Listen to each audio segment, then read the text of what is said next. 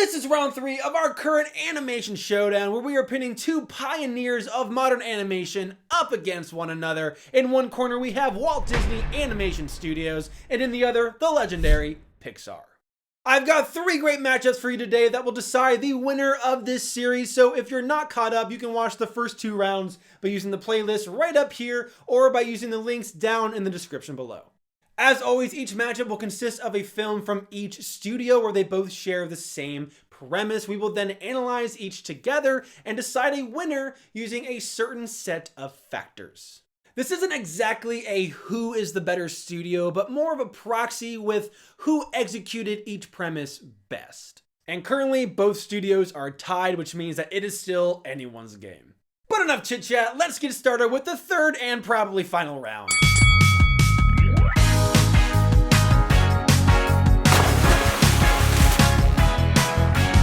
Hey everyone, and welcome to the Sandbox. Today we are here to decide a winner once and for all between the mighty Disney and the legendary Pixar. And the 3 matchups we'll be looking at today to do this are as follows. Number 1, the 2 comedic redemption stories of The Emperor's New Groove and Cars. Number 2, the villain to hero stories of Wreck-It Ralph and Ratatouille. And number 3, my 2 personal favorites from each studio, which both feature dynamic duos of opposing natures, Zootopia and Monsters University. And as a brief reminder, the components we'll be using today to analyze each film and the respective studio's execution of each shared premise consists of number 1, the story, number 2, the characters, number 3, the visuals, number 4, the music, and number 5, the audience's choice, which is where you all come in. So a special thank you to all of you who casted votes in the polls I posted here on this channel. I greatly appreciate your input and your support. But have no fear, if you were unable to cast votes for this round, we will be doing a bunch more videos like this one in the near future, so just make sure you're subscribed and checking out that community tab just every so often. You never know when these polls will sway the decision for a matchup and decide a victor, especially considering that I leave the tiebreaker to you guys. Now, one last thing, I've also been told in the past that I'm often too easy on these films and need to be harsher in my criticism and scores of them. And on one hand, I largely agree, but on the other, these are all nostalgic films for me, and ones that I think represent their respective studios in a good but fair light. I also feel like the audience score is a solid measure to ensure that the final score best represents the general outlook on these films. But as an added measure to be a bit stricter, I'll only be allowing myself to award a single A+ within each matchup. It can be in the story or the music component, it doesn't matter. Each matchup, there will only be 1 A+ awarded to either film. It's probably not the best solution, but in my mind, it's a great limitation to restrain myself a bit from being too generous with these films that I just adore. But that's more than enough preamble. Let's kick off round 3 with our first matchup, Disney's The Emperor's New Groove. What's his name? Cusco! Versus Pixar's Cars. Ka-chow! Ka-chow! Ka-chow!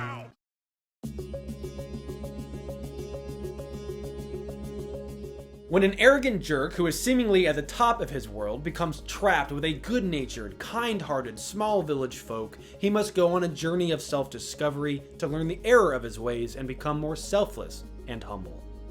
These 2 films take wildly different approaches in executing that same premise, so to analyze the first factor, the stories, let's divide them up into smaller components to more easily understand the objective behind each film. Now, there's a lot that goes into these stories. Much of them are intertwined and dependent on the other factors such as the music, the character arcs, or the visuals. But 3 pillars of each plot's execution I think that we can take a look at are the senses of humor, the action sequences and purpose behind them, and the level of emotion. Most films use a combination of all 3, and most people walk away from a film feeling either satisfied or underwhelmed depending on how those 3 pillars were executed. So let's take a look at these 2 and see how they performed in those respective areas. As for The Emperor's New Groove, I think the sense of humor is probably Disney at its best. It's the studio's comedy powerhouse in my humble opinion. It's a stylized sense of humor to be sure, seeing as it's very meta-based and leans into that 2D art style and cartoony characterization. But I think we're all aware of just how prevalent this film has become in meme culture online, which just goes to show how quotable and relatable this film's sense of humor actually is. It takes advantage of its medium, its score, its whimsical characters and situations, which is about as good as films like this can do. As for its action, there are certainly some fun and memorable scenes, most notably Kuzco's and Pacha's escape from gator-infested waters, their chase scene with Yzma and Kronk, and the final climactic struggle between them and Yzma. But personally, I don't think this is where the film strives. It's not the most rewarding aspect of the film, nor is it something that I want to rewatch it for, and I'm assuming most people feel the same way. It's just not entirely purposeful other than to move the plot along and to set up some key comedic scenes. And lastly, the pathos or emotional aspect of this film certainly relies on its premise and its characters, which we'll address soon. I do think there is some great emotion here, even while the film follows a very simplistic story structure. It puts a certain level of importance on caring for others, sympathizing with them, and just being kind overall. However, when we compare it to other films we've looked at within this series already, and especially Cars, as we'll do in a second here, I just think this film falls a bit flat in this area. I don't want to write it off completely, but in my opinion, this film certainly could have competed more strongly in this area if it had toyed with another, more complex topic, such as what makes a good leader. The elements are there was certainly an opportunity to do something like that, but at the end of the day, that's not what the filmmakers set out to do with this version of the story. I can't believe I've been here this long and no one's kissed my feet. Just because there's snow on the roof, darling, doesn't mean there isn't fire in the furnace. Ow! The prince has threatened to kill him. I bet we're distant cousins because we look exactly alike. But looking at Pixar's Cars, there is a very different story being told here. For one, the humor certainly isn't as strong or as prevalent as The Emperor's New Groove, but it's not absent either. As we discussed in the past, Pixar and Disney take very different approaches in storytelling. Disney usually leans more into those whimsical, cartoony elements, whereas Pixar strives for realism and more grounded stories. Both studios rely on strong character work, but they take vastly different routes in accomplishing that. And you can see that here with these films' different senses of humor, where Cars relies on their voice actors and dialogue, whereas The Emperor's New Groove is much more physical and visual with its comedy. I personally think that Cars is one of Pixar's funnier films, which is why I thought it might be a good matchup here, but I also think they could have gotten even crazier with the humor, considering the very unique world they established and the very diverse cast of characters. However, all that said, I do have to commend Cars for being so welcoming to the adult audience. I had never realized how many jokes flew over my head as a younger viewer.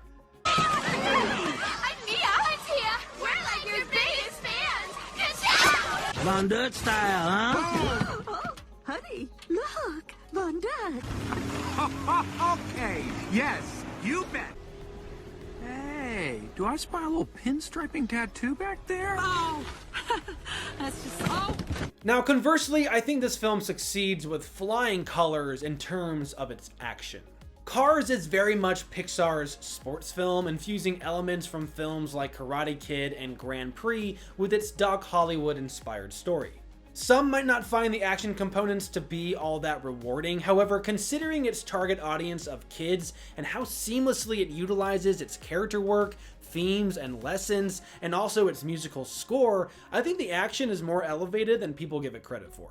The training moments between Doc and Lightning, the scary moments with Frank, and of course, the races themselves, all crescendo on top of one another, driving forward those moments of adrenaline and thrills, and leaving fans such as myself satisfied.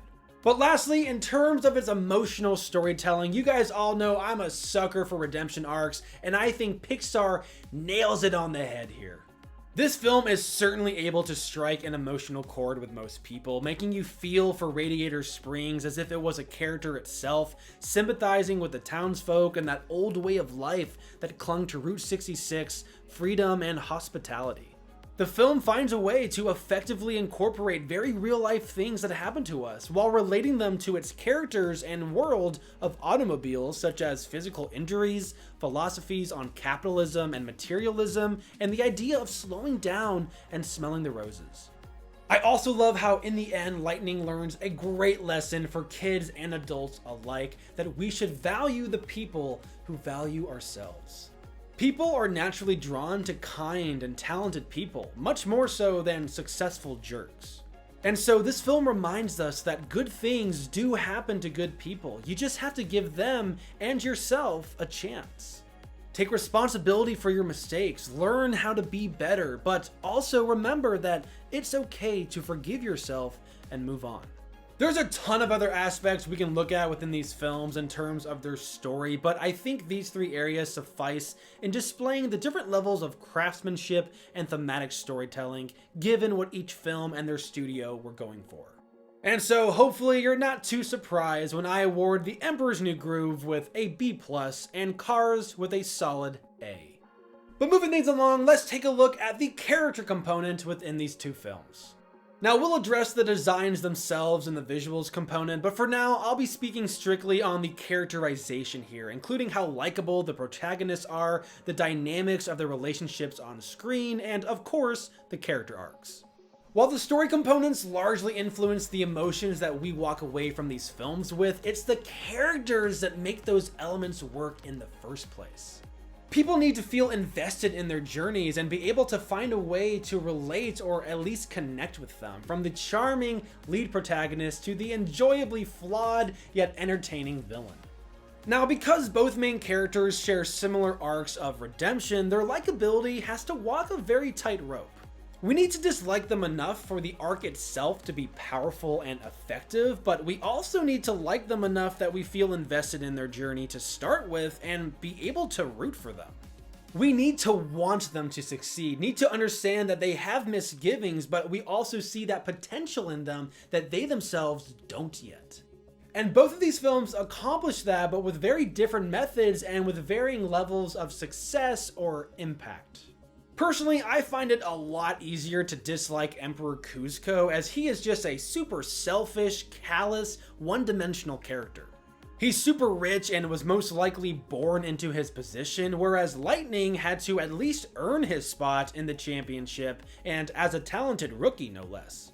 I mean, even Yzma earned some sympathy from the audience before we hear of her diabolical plan. A plan which we don't necessarily agree or disagree with yet, but are merely interested to see how it plays out. Hey, Kronk, can you top me off, pal? Be a friend? Now, about you finding new work. That's gonna be tough. More broccoli? Because you're, I don't know, let's face it, you're no spring chicken. And I mean that in the best possible way. What? A llama? He's supposed to be dead! Yeah, weird. And pairing Kuzco up with Pacha early on earns Pacha even more brownie points from us fans, while earning Kuzco even more animosity given his very rude nature.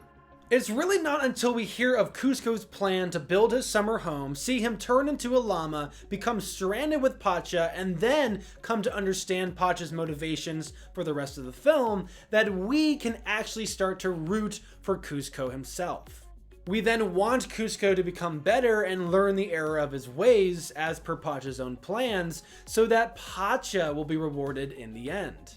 So the film puts a very heavy focus on the secondary lead character, building him up and having his plans entirely dependent on the growing nature of the primary lead character.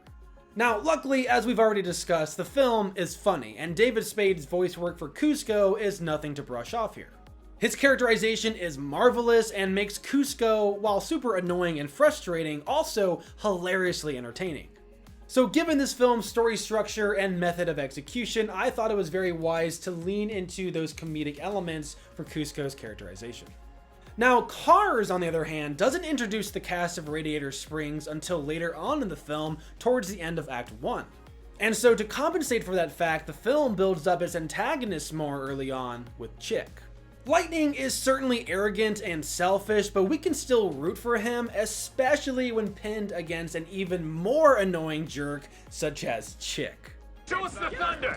You want thunder? You want thunder! Ka-chiga! Ka-chiga! The film is also very intentional and organic with how it introduces its many characters and gradually builds up their relations. We get to meet and understand new characters such as Sally, Doc, and Mater at the same time that Lightning does, which makes it easier to connect with Lightning himself and make that connection a bit more intimate. So while his journey is long and full, we can still find ways to relate to Lightning in ways that matter and care for him. For example, we're blindsided almost as much as he is when he first rolls into Radiator Springs, given how much of a focus, how much importance the film puts on the Piston Cup. The town feels more like a roadblock and a detour than an exciting chapter in Lightning's story. Whoa, whoa, whoa! How long is this gonna take? Well, fella does it right, should take him about 5 days. 5 days? Hook him up, Mater. Okie dokie.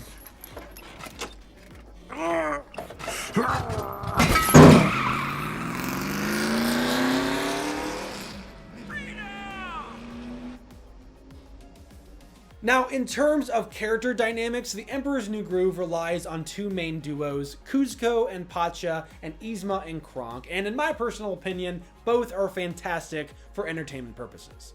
Kuzco and Pacha allows for that very intentional, character-driven, emotional storytelling, while leaving some room for hilariously fun moments. And conversely, Yzma and Kronk allow for some of the best comedic elements while also serving as the antagonist to push our main duo into more and more uncomfortable and tense situations. Hey, how about a side of potatoes, my buddy? You got it. You want cheese on those potatoes? Thank you, Kronk. Cheddar will be fine. Cheddar spuds coming up. Spuds, yes. Cheese, no. Hold the cheese. No, I want the cheese. Cheese it is. These two duos feed off each other and create this wondrous balance within this film. Kuzco and Pacha are the bread and butter of this film. They each bring out the worst in each other, but also the best. Their dynamic is interesting, fun to watch, and overall healthy for the film. However, that said, with how simplistic this story really is, their dynamic can oftentimes be bland and predictable.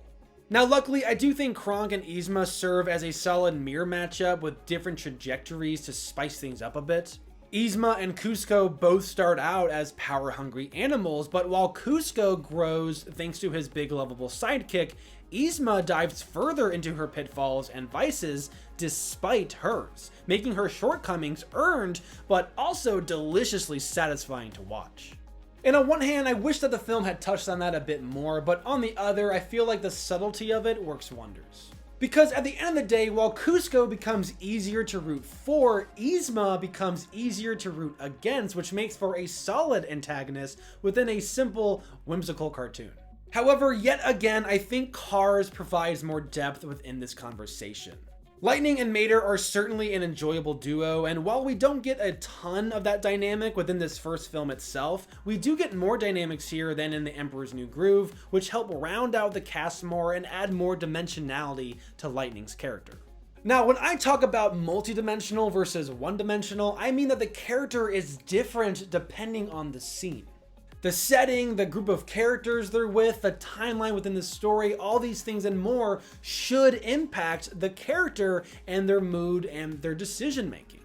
Otherwise, they're just lifeless robots. We all act different depending on who we're hanging out with or whatever our current objective in life is, and so similarly, characters on screen should reflect that reality, and simply put, Cars does. Lightning grows with Sally, as he does with Mater, as he does with Doc. However, those relationships all take different forms, and he grows in different ways. The townsfolk of Radiator Springs help round out Lightning's character and chip in regarding his overall development of becoming more selfless and enjoying the smaller, slower, and more intimate parts of life. Lightning is very different in the beginning with the racing crowd than he is at the end of his Radiator Springs detour. And it's all organic character growth that is both realistic and earned. Classic Pixar, what can I say? All these things come into play when we talk about the overall redemption arc, especially Lightning's decision during the big race to help his fellow racer and remember the moments that define us all. Oh no!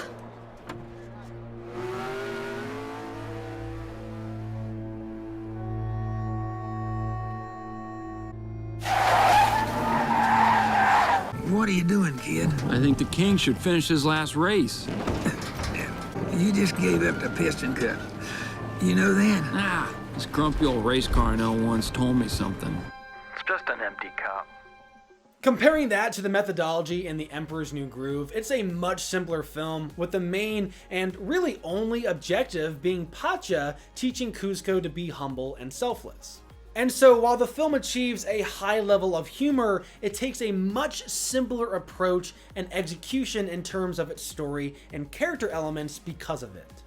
And again, I will say that had the film leaned more into that mirror matchup of Yzma and Kronk, showing us more closely how Kronk learns similar but inverse lessons to value himself, for example, and escape that hostile relationship that holds him down, then I think the film would have been more prevalent and competitive within this discussion. Oh yeah, it's all coming together. But at the end of the day, I think Cars earns an A- for its character work, while Emperor's New Groove earns a close B+. But segueing into the visuals, let's start off with the character designs. For those who are not aware, The Emperor's New Groove was originally conceived as a completely different animated epic, first called Kingdom of the Sun and then later Kingdom in the Sun. It was to be a twist on Twain's Prince and the Pauper, with David Spade still voicing an arrogant Emperor Kuzco, but Owen Wilson instead voicing his peasant look-alike. Ironic, huh? The film would have been a romantic comedy musical with huge stakes, but after production hell and greedy execs, even more ironic, it was scratched until it was eventually reworked into the film we all know and love today. The original film was going to dive deep into Inca mythology, which is where the overall design of this film comes from, but after the massive overhaul, the film's approach had to pivot from overwhelming special effects and cinematic techniques to a focus on characters. And as for the character designs, it's obvious there's still a little bit remaining from that original inspiration. The film is still based on Incan culture, but the overall look of the film and its characters takes a much more loose and whimsical approach. I personally still find it to be unique and fun. It's a style that pays homage to the classics and traditional 2D animation, utilizing the medium for visual slapstick comedy and quirky characters. The animators actually had a huge reliance on motion reference from the characters' voice actors, with the process being so granular that each character had a specialized team behind them. And I definitely think it shows within the final product, as each character has their own unique presence on screen. I'll take over and rule the Empire. Oh, you just start watching her face, and you just start seeing Eartha's face and the expression she gets into, and you hope you can capture some of that. It's a shame we'll never get to see the original vision for this film, but given what they all went through and what the final product was actually going for, I think it's visually fun to look at and allows for some great comedic moments. That said, I do think the backgrounds could have been a tad more interesting. The sets we visit, so to speak, the castle, the town, the natural landscapes of the jungle, aren't the most memorable for me. Now, comparing all that to Cars, I feel like Pixar did a fantastic job at realizing this world and providing something unique and fun. While Emperor's New Groove focused on characters, Cars focused on innovation of the medium, pushing animation forward and going for those over-the-top special effects and cinematic techniques.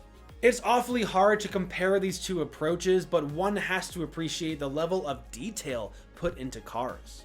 Everything shown on screen was a deliberate choice, from the models of the cars to the many Easter eggs and references sprinkled throughout the world. Doc, Mater, Lightning, Sally, heck, even those VW bugs, every car, make, and model was specially catered to and deliberately chosen to serve a specific role within this film. Even the idea of changing the car's eyes from their headlights to their windshield was a deliberate choice that was originally questioned and even mocked by some. However, I think that backlash has certainly washed away, as that decision allowed for the characters to emote much more and allow for so many different models while retaining a level of consistency. I think when comparing these films, there's no more obvious indicator of their studio's different approaches than the visuals, which I think is very fitting considering that this is an animation showdown. And honestly, I don't think there's a definitive better approach or obvious winner. And so because of that, I think both are deserving of an A for their efforts and the hurdles which they both had to overcome. But finishing off my analysis, let's take a quick look at the music within these films. And simply put, I think The Emperor's New Groove is fun at times, but on average it's mediocre and generic. The score at its best can feel like a character itself, perfectly blending in with the scene and yet accentuating the important parts at the same time. The chase scene with our two dynamic duos is probably the most memorable piece within the entire film, and the piece for the climactic battle does its job as well. Overall, the score is playful and oftentimes serves as a callback to classic animation itself and their musical stylings. However, the rest of the score I found to be generic jungle music and just not all that cohesive. And when looking at its soundtrack, excluding the songs that were cut in the final film, those lost memories from Kingdom of the Sun, there's only 2 songs to consider. Perfect World is a ton of fun that showcases the style of animation the film will be employing while quickly establishing Kuzco's selfish character. But the final end credits song, My Funny Friend and Me, is so jarring from the overall vibe of the film, which makes sense seeing as it was agreed upon before the film's creative overhaul. Now, comparing this to Cars, I think Randy Newman strikes again with memorable and unique pieces of musical art. This might just be one of his best scores for Pixar in my humble opinion. I know some may disagree, but for me, the music helps drive the tension and sense of stakes while also working wonders for the intense emotion at play throughout this film. And yet, somehow, the soundtrack is even better. With songs from Rascal Flatts, one that actually made the final cut, sorry Walk the Llama Llama, Brad Paisley, John Mayer, and Sheryl Crow, this one stands out within Pixar's portfolio. I can see people not enjoying this one if they hate country music, but as someone who loves it, it certainly struck a chord with me and has helped make this film that much more nostalgic. So personally, I have to give Cars this round's first A+ for its music, though I completely understand if some of you disagree, but we'll get your opinion in a second here. And as for Emperor's New Groove, I just think it's too generic and jumbled to have a solid, coherent identity, so I'll be giving it a C. But what do you guys have to say for this matchup? Well, after 38 votes counted, Cars pulls even further ahead with almost 60% to Emperor's 40. I don't think I have to tally these scores up. The winner is clear, Cars, which means Pixar is the first on the board with a win for round 3. But let's not waste time. Moving on to the second round, we have Disney's Wreck-It Ralph. I'm gonna wreck it! Versus Pixar's Ratatouille. It sounds like rat and patootie. Rat patootie. After our lead protagonist meets the screw-up of the outside world, they join forces to help one another push the cultural boundaries and societal norms, and prove that even the so-called villains of society can provide a net positive impact and bridge together worlds. Honestly guys, having recently rewatched and analyzed these films, it's never been more clear or shocking just how similar they truly are. They do have some deviations and definitely allocate their time and effort to different aspects of filmmaking, but in terms of their story structure, their emotional beats, and heck, even their lessons, these films are strikingly similar. I'll quickly brush on those 3 pillars of the story as we did for Emperor's New Groove and Cars, but I would much rather spend most of our time here talking about the stories themselves and where the execution deviates. Because I find it super interesting how such similar plots can emit such different emotions and yield such different results. In terms of humor, I think Wreck-It Ralph is just so much fun. It's a great example of the Disney Revival era's sense of humor with crafty and witty jokes that also emphasize the voice work. But beyond that, I think the true novelty of this film comes from its video game Easter eggs and how well realized this film is conceptually. But we'll talk more about that in the visual section. And on the flip side, I thought Ratatouille certainly has its moments of hilarity, most notably the montage scene where Remy and Linguini learn to seamlessly work together.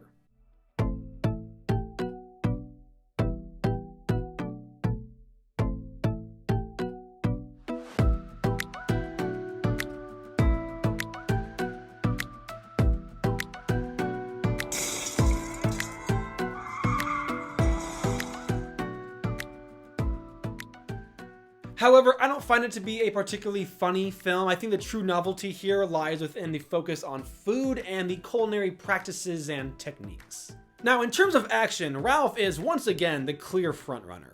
It is very much an action film, with Ralph fighting off cyberbugs, Vanellope racing, and of course the final showdown being the film's version of a boss battle. But beyond the quantity, the action here is also very purposeful, as it uses that adrenaline to further not just the plot, but also to elevate emotional stakes amongst our characters and contribute to their overall journeys of self-discovery and improvement. Compare that to Ratatouille, there is definitely a high level of tension here, given that Remy has to remain hidden within the most dangerous place for a rat, a kitchen.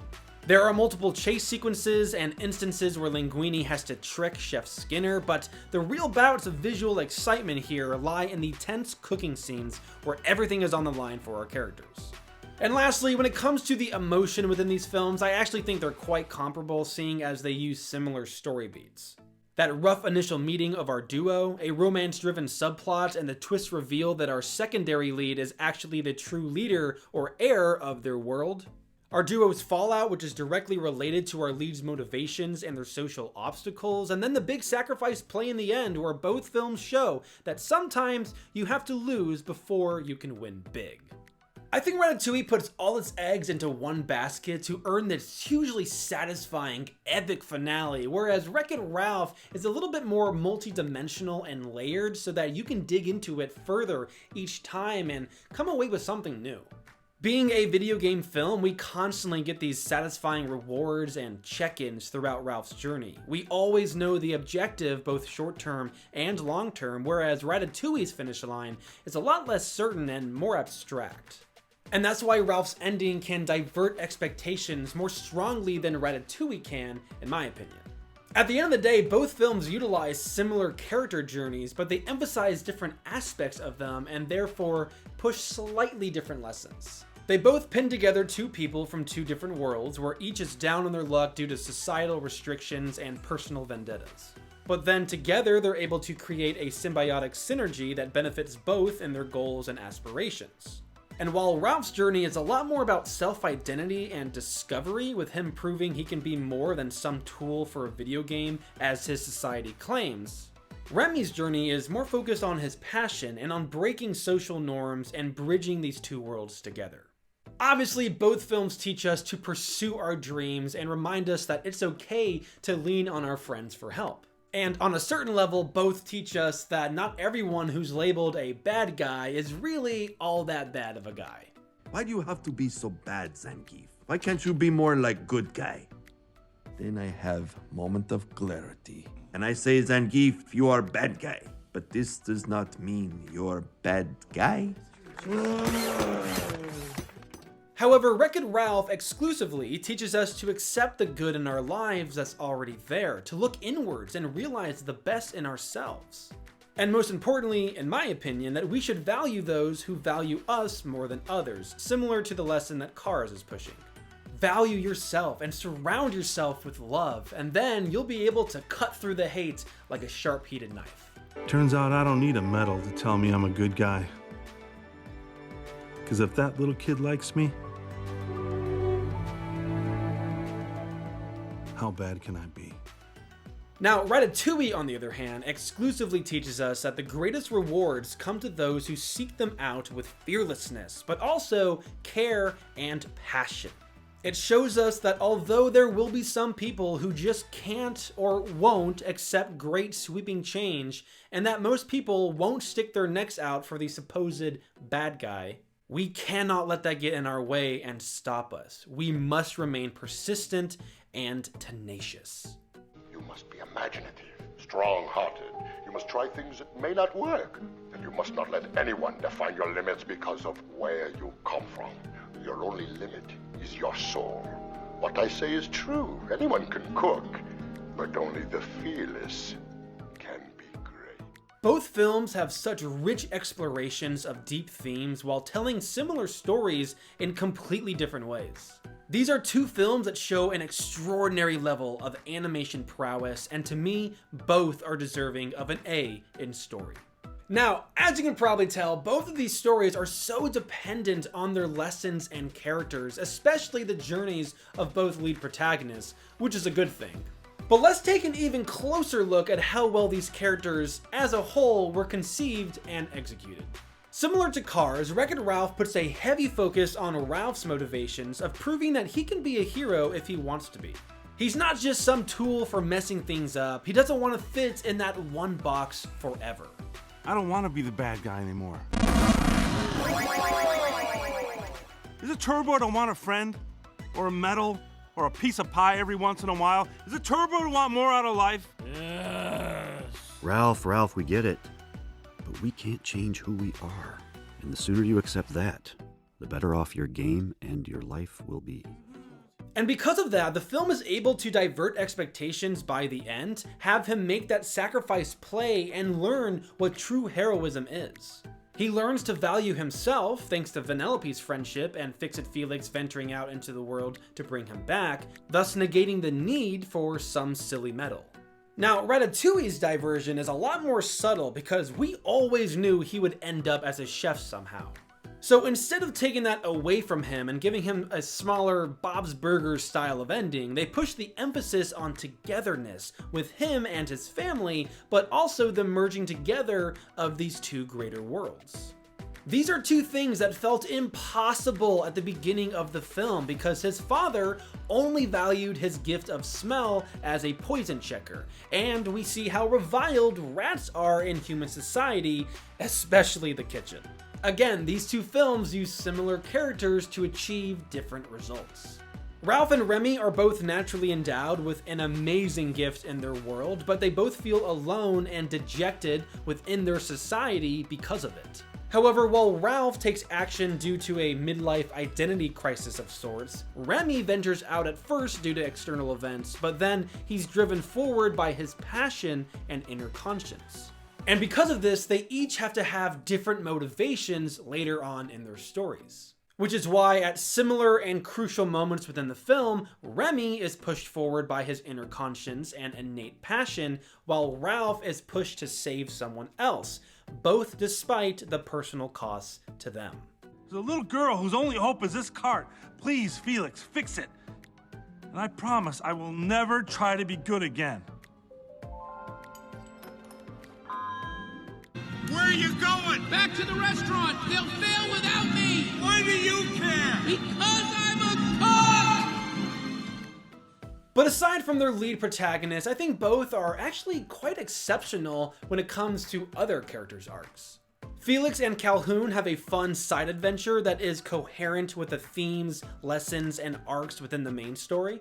And even while Linguini's arc is subtle and rather stupid considering that he doesn't do much, I mean he's pretty much just the story's punching bag that's along for the ride, his character still shows us that humility can help the adequate rise to extraordinary levels, emphasizing the importance of strong relationships and faith in our friends.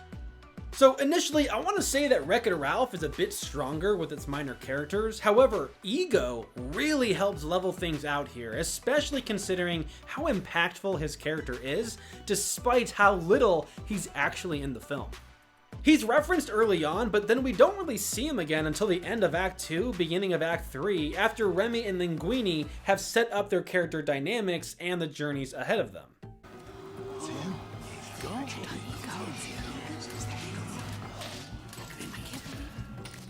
You are Monsieur Linguini. Oh, hello. Pardon me for interrupting your premature celebration.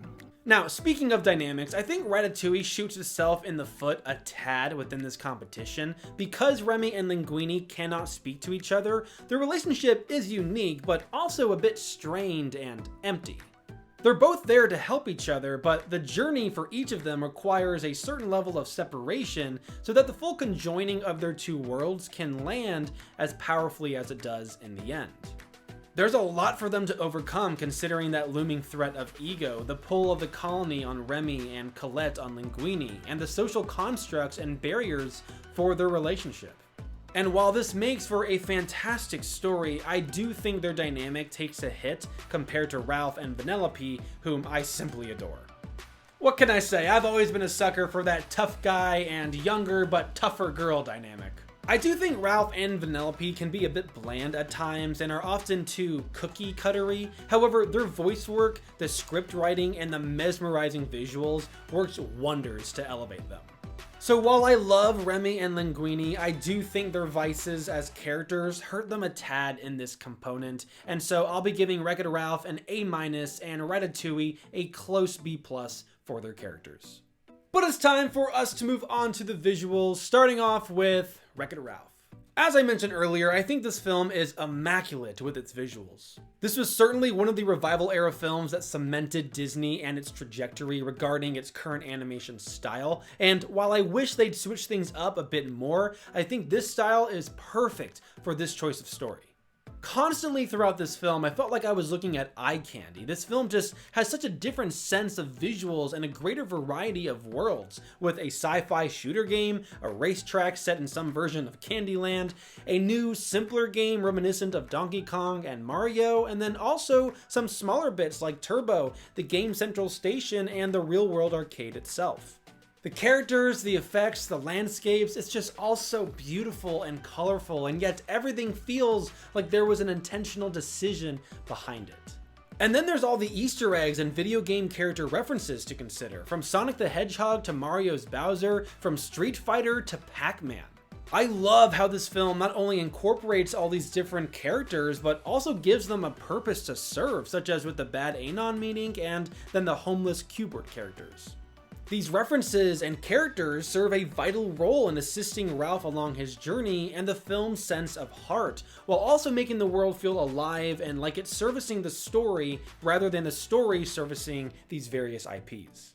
Now, comparing this all to Ratatouille is like comparing apples to oranges. Ratatouille is stellar in so many ways, and while Pixar rarely ever falls short, it does feel like they can't quite compete on the same level here. The studio puts a heavy focus on food, including real cooking techniques and authentic sound effects, so this film does a superb job at emphasizing taste and sensations. I also think the Paris setting was perfect, and the animators executed those visuals perfectly. But given that we don't really get to explore the city all that much, and that we're restrained to this one restaurant's kitchen, it does feel like the setting is a bit wasted here. Now, the animation style itself is again very grounded in reality, something Pixar is known for, with the visuals striving for accurate depictions of French cuisine and rodent movements. A perfect pairing. But in this case, I feel like relying on reality actually bolsters the visuals given this film's focus.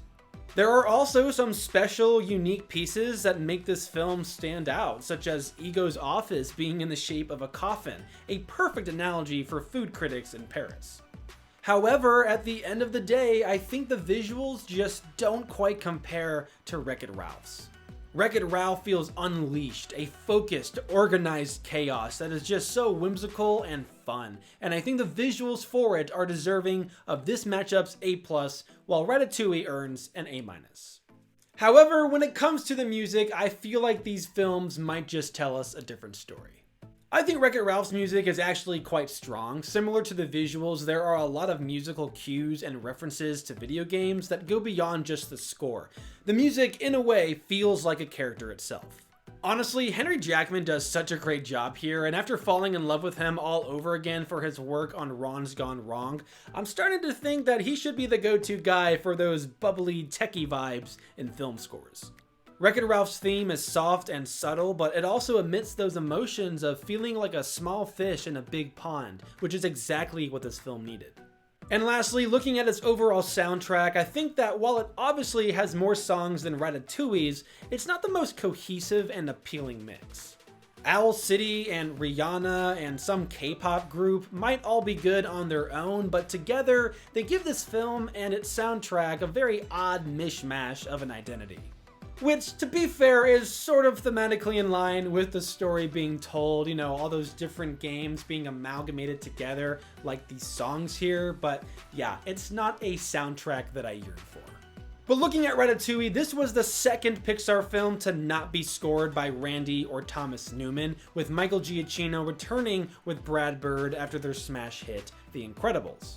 And in many ways, I feel like this score had a similar approach to The Incredibles. It uses this historical callback in the beginning of the film, and then, of course, has a ton of jazz.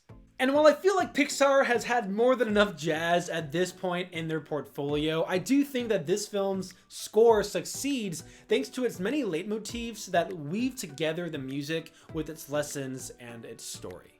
Remy has a leitmotif when he's with his family, when he has to be a version of himself that he doesn't really identify with. And so we get this obnoxious stomping sound that feels slow and clunky, as if the music itself is holding Remy back. We have a leitmotif for when Remy is daydreaming and or exercising his passion for cooking, like when he's scurrying through Paris's underground looking for a place to cook, or when he's fixing up the soup. And then we get another leitmotif for when he's with Linguini, which to me is very reminiscent of The Incredibles, sort of like when Bob found his new life working for Syndrome. A happy working leitmotif, perhaps. But the strongest one also doubles as the film's main theme, and also triples as the film's one and only lyrical song on the film's soundtrack, Les Festins. And I feel like we can all agree that Les Festins is an absolute classic that should be studied and cherished forever. I'm so glad that they found an authentic French artist to help write and sing it, and I'm glad that they kept it in French for the original cut of this film. I was so close to giving Ratatouille the A+ here for its music because I do think it is so very strong. However, I think putting all its eggs into the Les Festins basket, making it the main theme and the film's one and only lyrical song, makes the film a bit too reliant on this single piece, which is not a first for Pixar. Up and Inside Out had the same issue in my opinion. At the end of the day, both of these films are strong musically, but Ratatouille is going to earn that solid A, while Wreck-It Ralph will earn a B+. It's still pretty much anyone's game with a neck-and-neck matchup, so let's see what you guys think about these two films. I was slightly leaning towards Ralph myself, but also slightly surprised to find that you guys agree with 60% voting for Wreck-It Ralph and only 40% for Ratatouille. I'm gonna wreck it! Which means Disney will earn their first point for this round and that we have yet another tie within this series. It's almost like I put these matchups in order or something. So don't go away, we have one more matchup to look at and to help us crown a winner once and for all, and this last matchup is very personal for me. If you haven't already, be sure to hit that like button to let the YouTube algorithm guys know that I'm still kicking, and comment your favorites within these matchups so far, because I want to know, are you agreeing with my stance, or do you see holes in my logic? Anything to help me improve for future installments within this series, I happily welcome. I'll also be posting a bunch of companion videos over on TikTok, if it hasn't been banned yet, that is, so feel free to hop on over there and continue talking about these films with me. And if you would like to know where I would rank Wreck-It Ralph and the next Disney film in this round within the Disney revival, then make sure you're subscribed, as that is the next video in my pipeline. But without further ado, let's kick off the third and final matchup within this third and probably final round, my favorite film from each respective studio, Disney's Zootopia versus Pixar's Monsters University.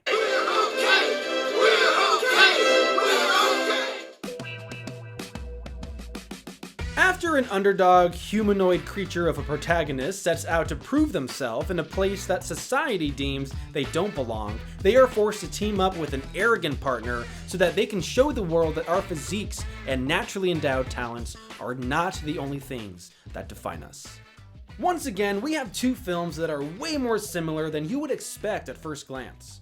From opening with the main character being told that they can't be whatever they want, a cop or a scarer, to the subsequent story structures, which are both filled with successful montages of proving themselves, teaming up with their exact opposite in nature, and proving the leader of their organization wrong in the end.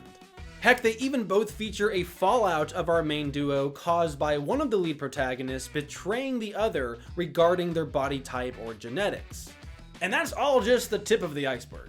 These films share so many similarities, including emotional story beats, character dynamics, and even lessons. It's no wonder why these are both my favorite films from each respective studio. Clearly, I have a type.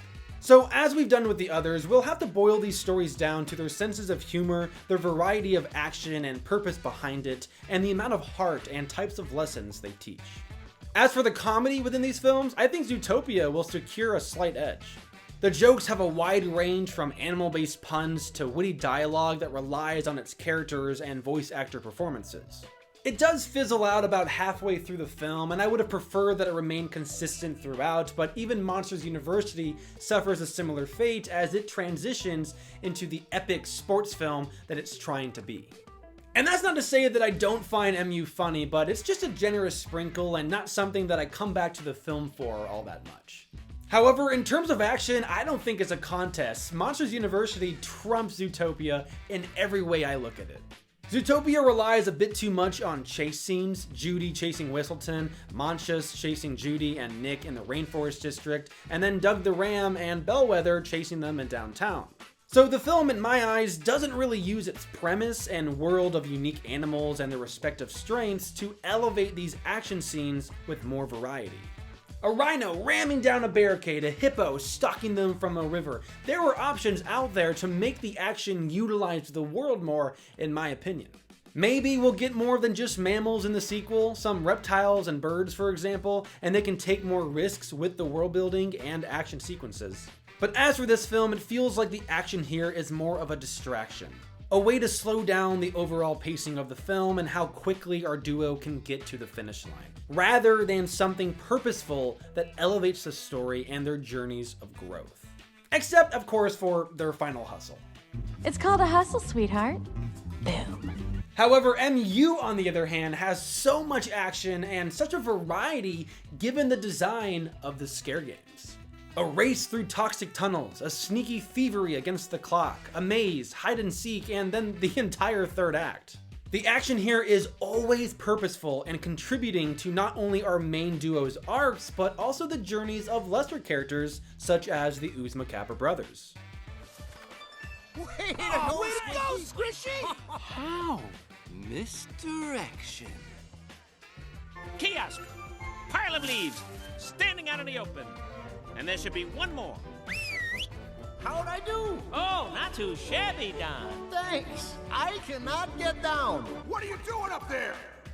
I can't go back to jail! But lastly, the emotion and the lessons. Now, Zootopia has been my favorite Disney film ever since I first saw it back in 2016. However, surprisingly to me, I enjoyed it less than I ever have during my rewatch of it for this video. I definitely think that being a mystery thriller, the rewatch value diminishes with each subsequent viewing, given that you know the mystery already, and after overanalyzing it for the purpose of this video, it actually left a sour taste in my mouth.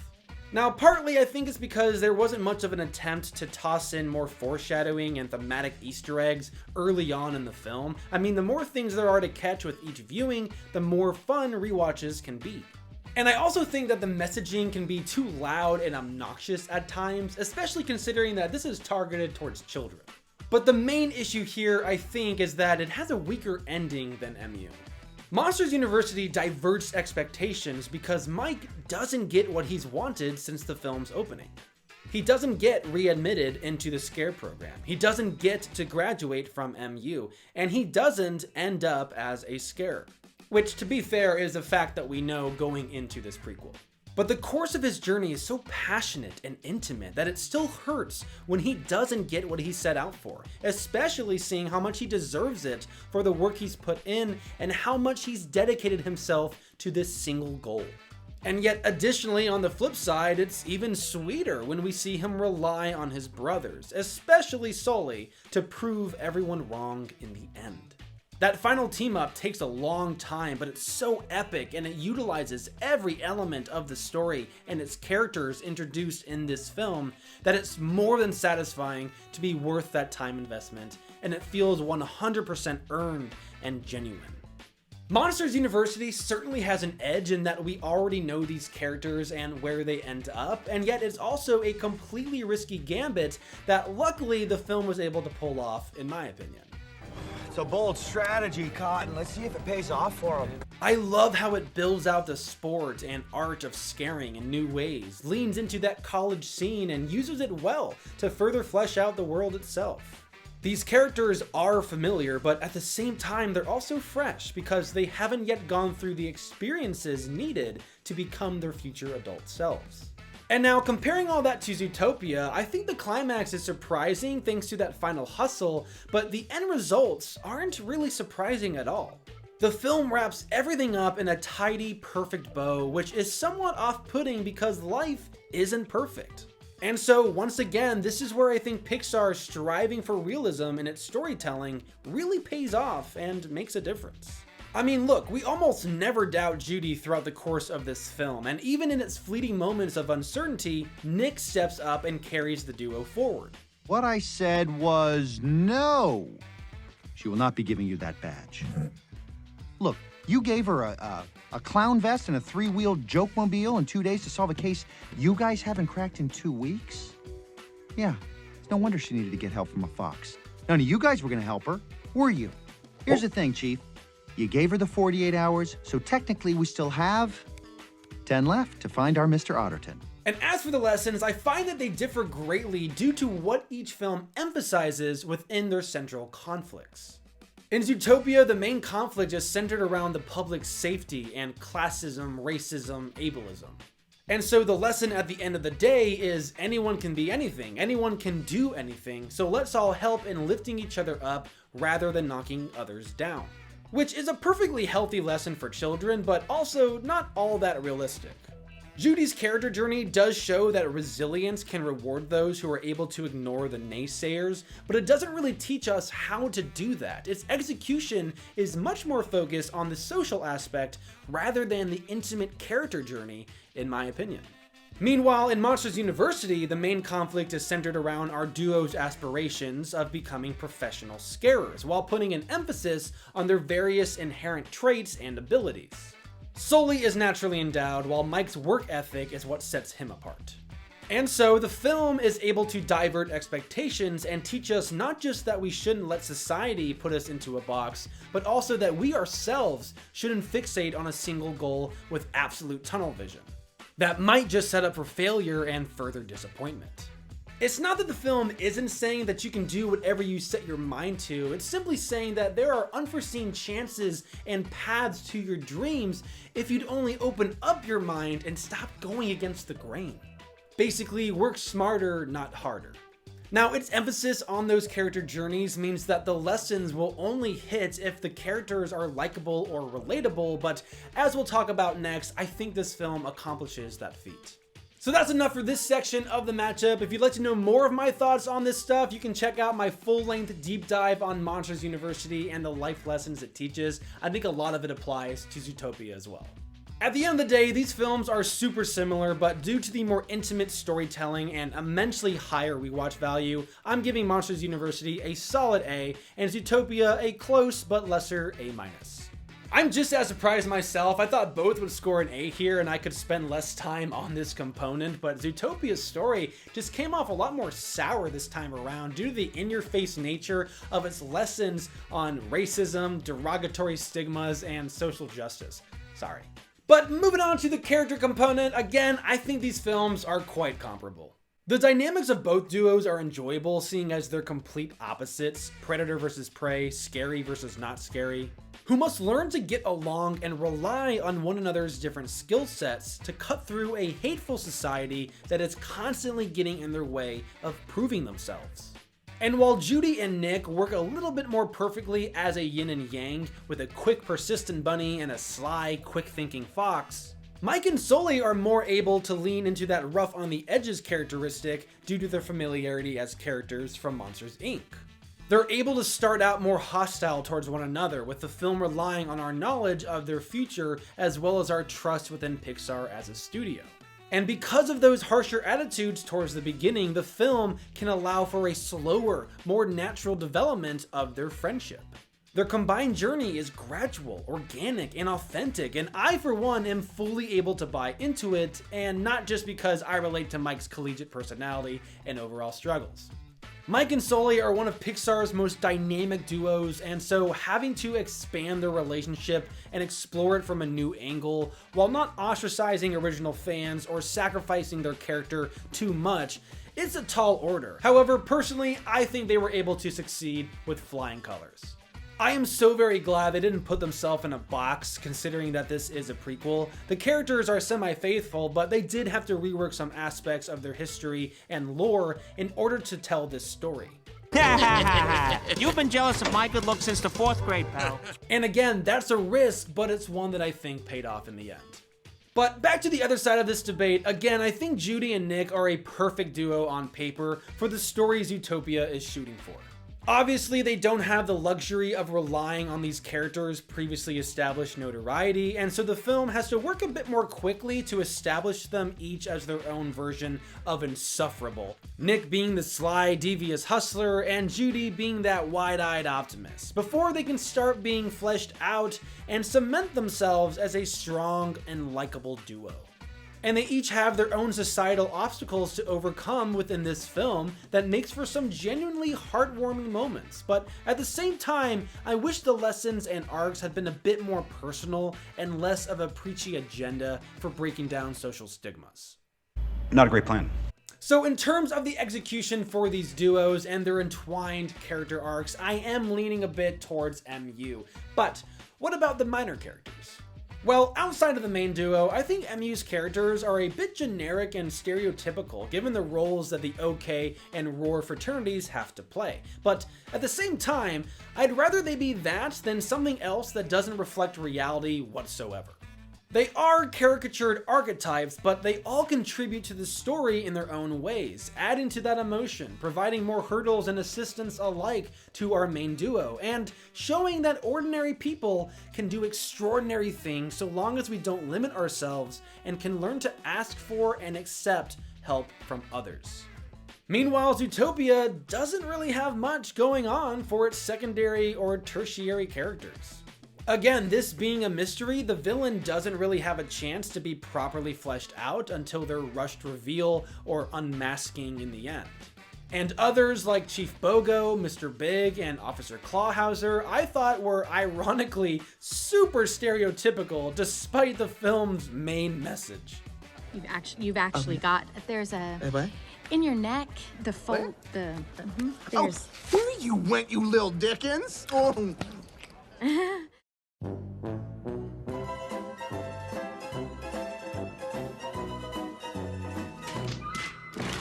Yeah, what was that about? So when you consider Jonathan Worthington, Dean Hardscrabble, and an entire campus full of people doubting Mike and his Uzma Capper brothers, I don't think the villain component is a contest between these two films. At the end of the day, I still really enjoy both of these films and their sense of character, but the more I analyze them, the further I dig, the more it seems that Zootopia shoots itself in the foot with how it utilizes Judy and Nick for its overall messaging. And so I'll be giving MU another A and Zootopia a B+. But let's see how both square up when it comes to the visuals. In terms of the character designs, again, I think they're comparable, but MU does have the slight edge here.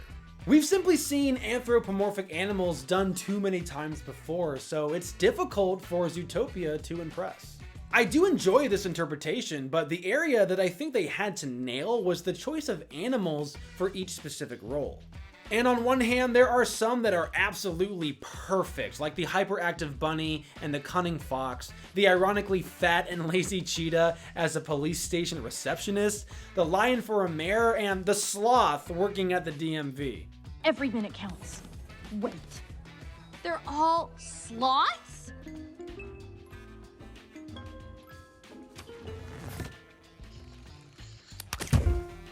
You said this was going to be quick. Well, are you saying that because he's a sloth, he can't be fast? I thought in Zootopia anyone could be anything. But there are some that still have me scratching my head, like the water buffalo for a police chief and the Arctic shrew for a mob boss. Is that Mr. Pig? No.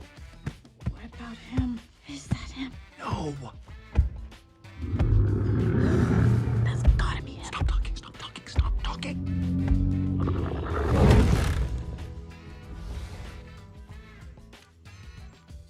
I also feel like the clothing was another option to help these characters stand out a bit more, but they settled for very realistic, mundane costumes. Like, I get it, they want this world to seem like an animal-infused utopian version of ours, but at the end of the day, the only interesting costume in here, in my opinion, is Nick's. And even he dresses like some sleazy car salesman who's given up on life, which I guess works for his scam artist persona. Now, comparing this to MU's character designs, having monsters for characters allows for a lot more creative freedom, and it shows. They're able to really get crazy with it when it comes to the jocks like the Roar Brothers, the big league monsters that inspire our protagonists, and the intimidating Dean Hardscrabble. You're in my town now, and I do not scare easily.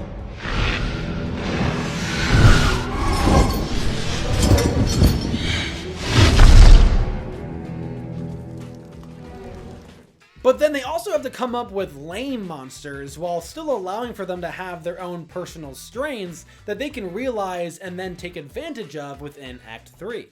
So overall, I just feel more impressed and satisfied with MU's character designs. However, where Zootopia takes the lead here is with the visually stunning world they've created. The different districts, as well as the downtown metro area, are all so uniquely interesting, and I'm glad they contribute to the overall storytelling while leaving room for more in the future. The film certainly had its challenges to overcome, considering the world they created would have to solve issues of equity while providing a vast variety of scenery so that the world serves animals of all shapes, sizes, and diets. Disney also had to create a new piece of software known as iGroom to allow for more ease in creating better visuals when it came to animal fur, especially considering that the last film they'd done with fur had been Bolt 8 years prior. They created this new grooming system or program for our characters where the fur on a fox looks just like the fur on a real fox in nature. We spent about 8 months developing a new shader that actually describes fur in a really, truly realistic way. Now, Monsters University is no chump with its world building. I feel like the film really does nail fraternity life and college architecture, both exteriors and interiors, while also ensuring their world caters to monsters of different varieties. I made it! My first day of class! The school year's over, son. You missed it. I find it all to be interesting to look at, and this film even has some of my favorite visuals of all time with Mike and Sully at the human camp lake. There is so much creativity within this film visually, and even some safe yet smart moves given that monsters don't need to look perfect. Pixar even had to create a completely new lighting system during this transitional period for the studio that was still using programs back from the early Toy Story days. However, at the end of the day, there just aren't enough visuals that wow me like Zootopia does. Zootopia might not be satisfying on rewatches for its mystery story elements. However, visually, I feel like I never have enough time to soak it all in. I am constantly finding new tidbits that immerse me more fully each time. And so Disney is once again going to lock in the A+ for this matchup with its stunning visual work on Zootopia, while Monsters University will lock in a still solid A. But last for me today will be the music for both films. Let's see how they fare. Again, Monsters University had its work cut out for it, given that it is a prequel to a beloved Pixar classic that helped establish the studio and its early legacy. The music certainly played a role in solidifying Monsters Inc.'s status, and for the most part, I think MU shapes up pretty well. Mike and Sully's theme is reminiscent of MI and still evokes those college day vibes, and there are also some other themes here that ring nostalgic yet fresh at the same time as well. A marching band driven score feels so unique in Pixar's repertoire, and I'm glad they really leaned into it, using real marching band methodology in crafting both the music and the sound design, and even using a real-life marching band for one of the signature songs on its soundtrack.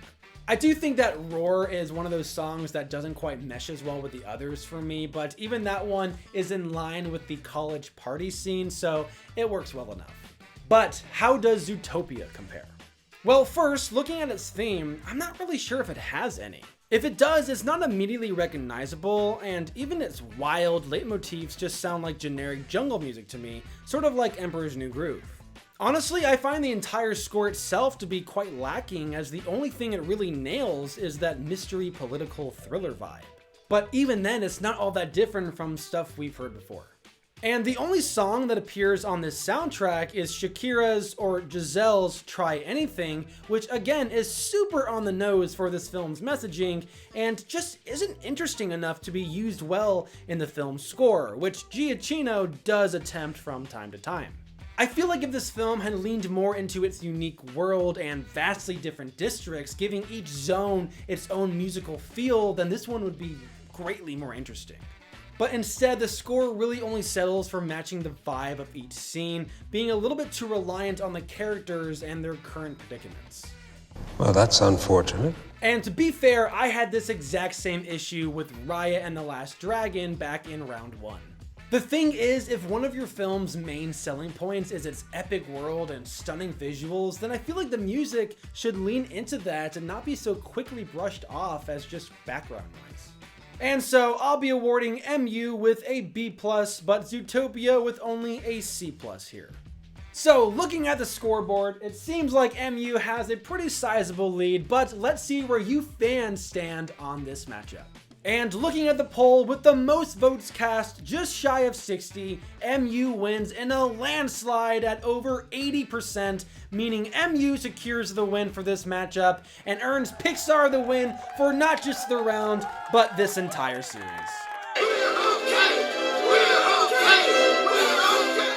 I could not be more proud. Thank you all so much for tuning in and sticking around. I hope you all enjoyed the different analyses going on within this video. I know it was the longest one yet, which is not a trend I plan on continuing, but I just loved this assortment of films so much, and I wanted to spend careful time in discussing each and every one and give them the time that I think they deserve. And if you'd like to hear me talk even more about these films for whatever reason that may be, then you should probably check out my Pixar and Disney playlist, which I'll link in the description below and also in the outro. I've got a bunch of different ranking videos in there already, with more to come this year. Before you leave today, don't forget to hit that like button and share this video with another fan of animation, and comment down below what are some other matchups you'd like to see me cover within this series, whether that be between specific set of films or comparable studios. Also, make sure you're subscribed so you don't miss the upcoming Disney Revival era ranking, as well as some video essays on things like Ron's Gone Wrong, Bob's Burgers, Gravity Falls, and more Pixar. But as for today, that is more than enough from me. Thank you guys so much for tuning in. I will see you all next time.